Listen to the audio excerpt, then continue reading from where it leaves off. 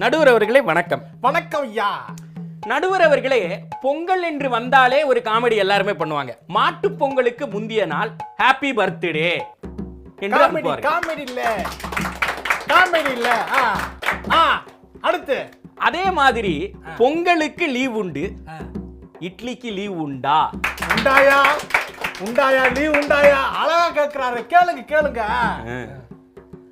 காணும் பொங்கல் என்று இருக்கிறதே, அது காணாம் பொங்கல் என்று நாம் எடுத்துக்கொள்ளலாமா? காமெடி இல்ல, காணாம் பொங்கல். அப்புறம் வெண்பொங்கல் என்று உள்ளது ஐயா. என் ஃப்ரெண்டு ஒருத்தர் வந்து கேட்கிறார், வெண்பொங்கல் அப்படிங்கிறார். வெண்பொங்கல்னா நான் காரம் இல்லாத பொங்கலா இருக்குமே அப்படின்னு நான் சொன்னேன். அதுக்கு அவர் சொல்றாரு 14ஆம் தேதி பொங்கல் அப்படிங்கிறார்.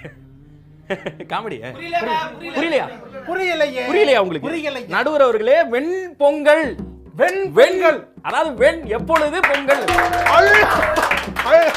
அருமையா. இந்த மாதிரி காமெடி எல்லாம் எங்க தாயா யோசிக்கிறோம்? அது இப்பதான் இளைய தலைமுறை இந்த மாதிரி காமெடி தான் யோசிக்கிறோம். இந்த மாதிரி காமெடி யோசிக்கிறோம். நல்ல காமெடி யோசிக்கிறோம் ஐயா. ஆஹா, இது பொங்கலா தீபாவளியானே தெரியல ஐயா. ஒருத்தர் 2 பேர் 10 கிட்டு எரியுறாங்க ஐயா.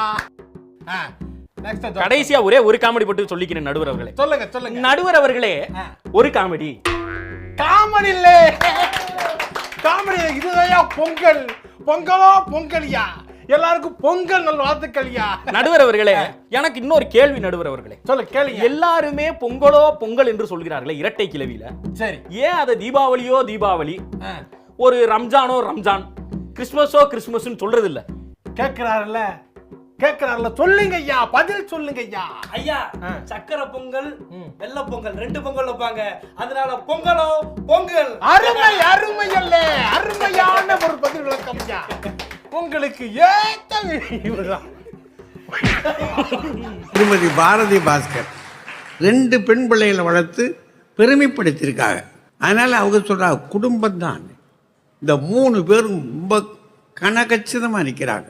இந்த பக்கத்தில் ஒரு 3 பேர் முன்னே உட்கார்ந்துருக்கிறவர் ஐயா திருமிகு சித்தன்னன். அவர் காவல்துறை அதிகாரிகளின் பயிற்சி பள்ளி இருக்க கல்லூரி, அதில் முதல்வராக இருந்து ஓய்வு பெற்றவர். இது காவல்துறையும் இதில் சம்பந்தப்பட்டிருக்கு. அவர்களுக்கு இதில் பங்கு இருப்பதனாலே அவர் இதில் பேச வேண்டும் என்று அவரை அழைத்து வந்தோம். அதனால அவர் ரொம்ப உறுதியாக நிற்கிறாரு. ஐயா, இது வீட்டில் ஒன்றும் செய்ய முடியாதுயா, நடக்க வேண்டியதெல்லாம் சமுதாயத்தில் தான் இருக்கு, அதுக்குத்தான் பொறுப்புன்னு